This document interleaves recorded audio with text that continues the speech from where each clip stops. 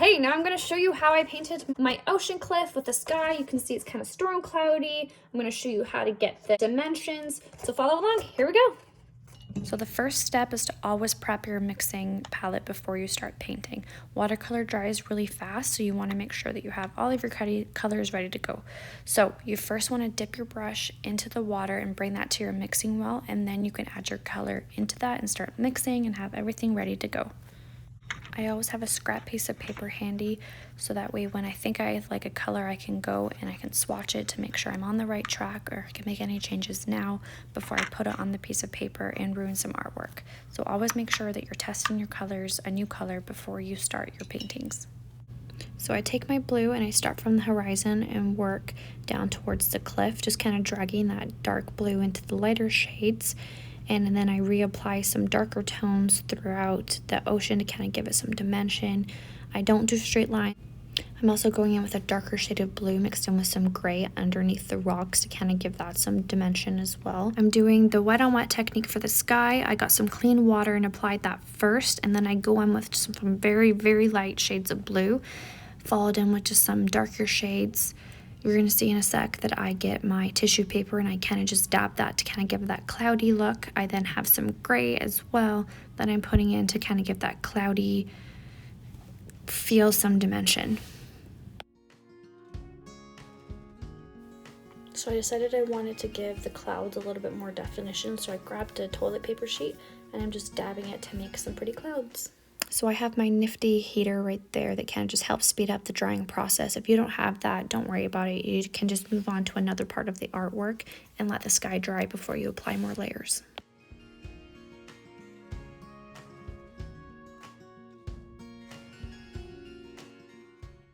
So it's super important to me that I prep my colors before I go in, since watercolor dries pretty quickly. So here you can see that I'm mixing some red and browns to kind of get that reddish rock that I want for the cliffs. So I go in and I just mix a very soft shade, because you always want to start with your light colors first before going in with your dark.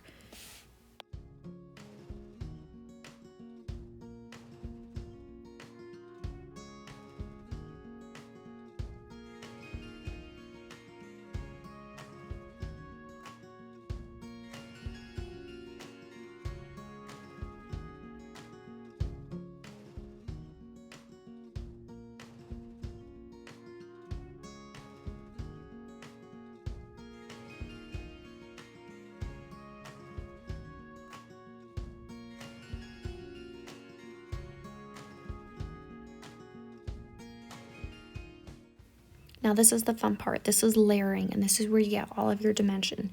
So you can either do a wet on wet technique, which basically you're just moving the colors around, or you can wait until it's dry, where here you can see more of a color contrast when you wait until it's dry.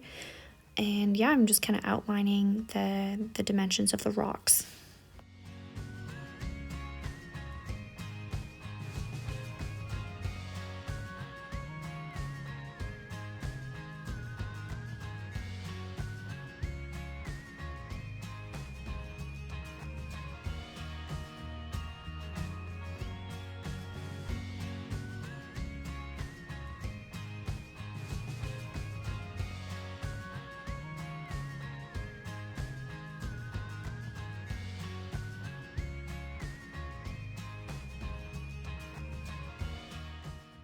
Here's a fun tip for you guys to really get dimension in your piece, is if you have an object that's further away, you want that to be softer shades. You want not as much detail versus the ones that are closer to you. So always make sure to go in with a lighter shade if it's further behind. That way you can really see what's closer.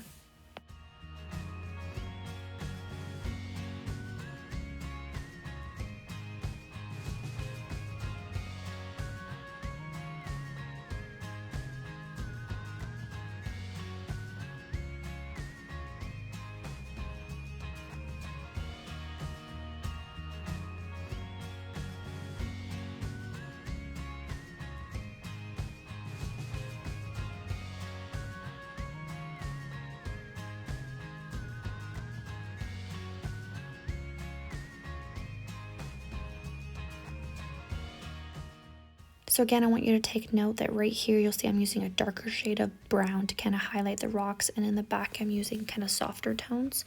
because you want everything to be softer in the back.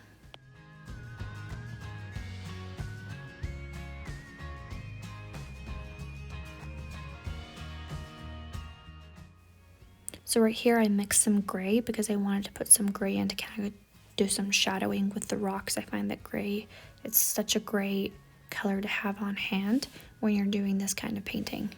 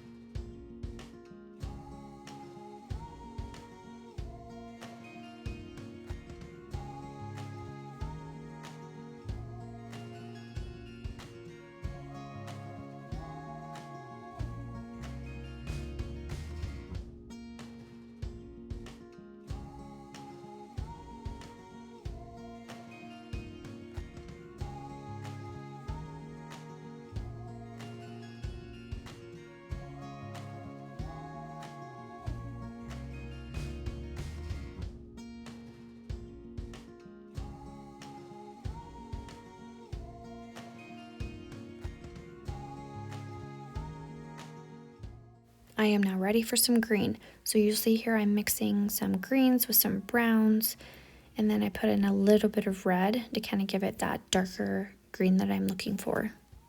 I always have a scrap piece of paper handy, that way I can kind of color match and see which colors I like, what colors I need to add to it to make sure I get to the perfect shades.